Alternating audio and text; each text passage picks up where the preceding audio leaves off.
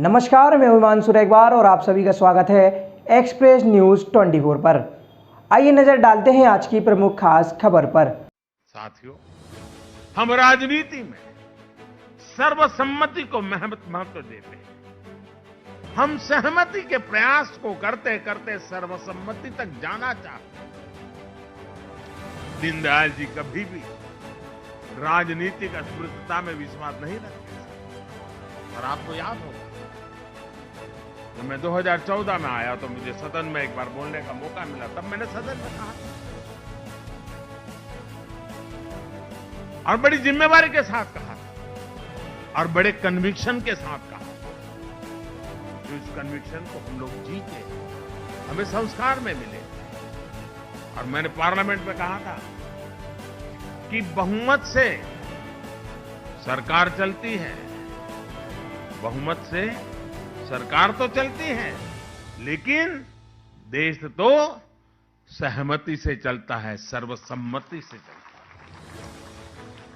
और हम सिर्फ सरकार चलाने नहीं आए हैं, हम तो देश को आगे ले जाने के लिए आए हैं। हमारे राजनीतिक दल हो सकते हैं, हमारे विचार अलग अलग हो सकते हैं, हम चुनाव में पूरी शक्ति से एक दूसरे के खिलाफ लड़ते हैं, पर इसका मतलब ये नहीं कि हम अपने राजनीतिक विरोधी का सम्मान रखते हैं। आपने देखा हो, प्रणब मुखर्जी था, हमें भारत रत्न देने में गर्व हुआ। कोई हमारी पार्टी के नहीं, हमारे आलोचक। अभी आसाम में तरुण गोगोई जी, नागालैंड में एमसी जमीर जी, ये सारे हमारे राजनीतिक विचार से, हमारे राजनीतिक दल से कोई लेना देना नहीं था। न ही हमारी पार्टी का हिस्सा था, न हमारे गठबंधन का हिस्सा थे। लेकिन राष्ट्र के प्रति उनके योगदान का सम्मान करना हमारा कर्तव्य। हमने पद्मश्री दिया, पद्म भूषण दिया। राजनीतिक अस्पृश्यता का विचार हमारा संस्कार नहीं। आज देश भी इस विचार को, अस्पृश्यता के विचार को अब देश अस्वीकार कर चुका है। हां, ये बात जरूर है कि हमारी पार्टी में वंशवाद को नहीं, कार्यकर्ता को महत्व दिया जाता है। इसलिए आज देश हमसे जुड़ रहा है और हमारे कार्यकर्ता भी हर देशवासी को अपना परिवार मानते हैं। कहीं कोई आपदा आती है तो हमारे करोड़ों कार्यकर्ता अपना सब कुछ छोड़कर वहां पहुंच जाते हैं। कोरोना जैसा इतना बड़ा संकट आया, दुनिया में हर कोई अपने जीवन के लिए डरा हुआ था, लेकिन हमारे करोड़ों कार्यकर्ताओं ने अपना दायित्व समझकर दिन रात एक कर दिया। राष्ट्रीय अध्यक्ष जी ने पार्टी कार्यकर्ताओं से आह्वान किया था कि सरकार के साथ साथ वो भी अपनी जिम्मेदारी निभाएं।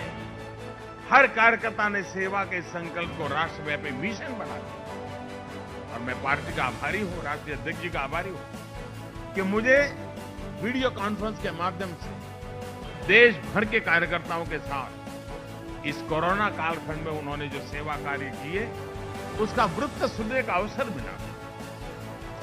हमारे कार्यकर्ताओं ने कैसे कैसे संकटों को, रिस्क को उठाया और कितने जी जान से उन्होंने गरीबों की सेवा की थी।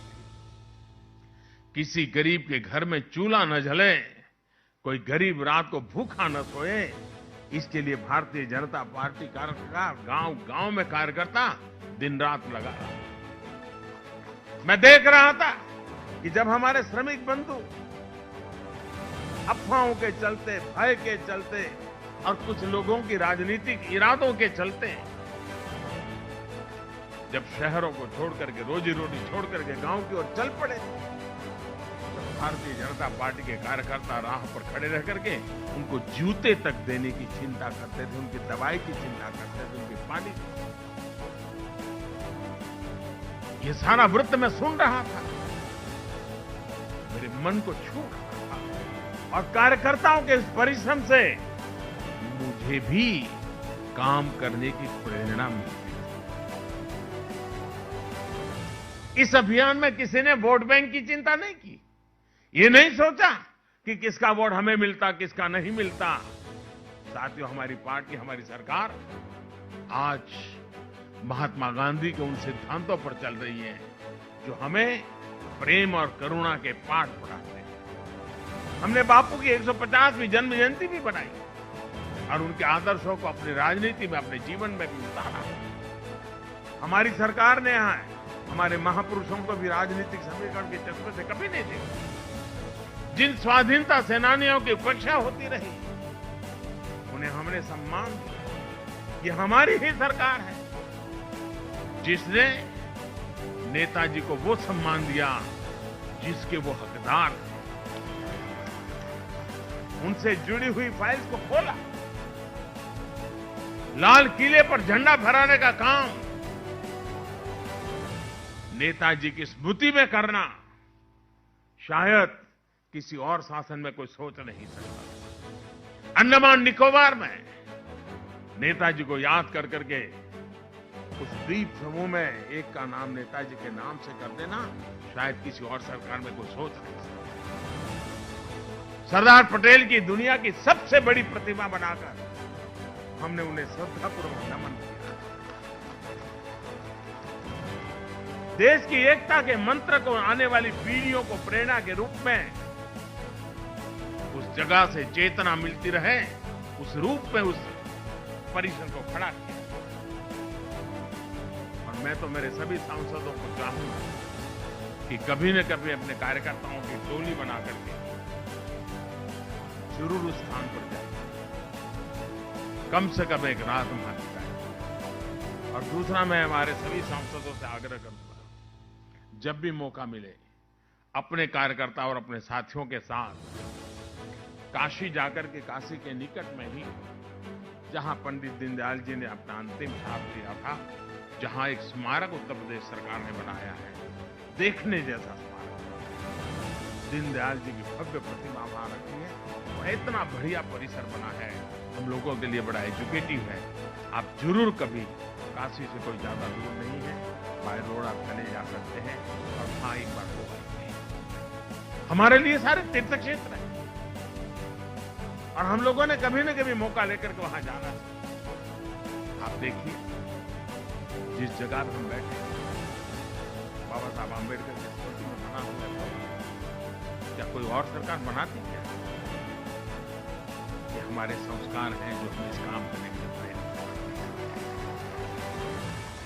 बाबा साहब आंबेडकर को भी भारत रत्न तब मिला जब बीजेपी के समर्थन से सरकार बनी। इन कार्यों का भाजपा को, हम सभी को बहुत गर्व है।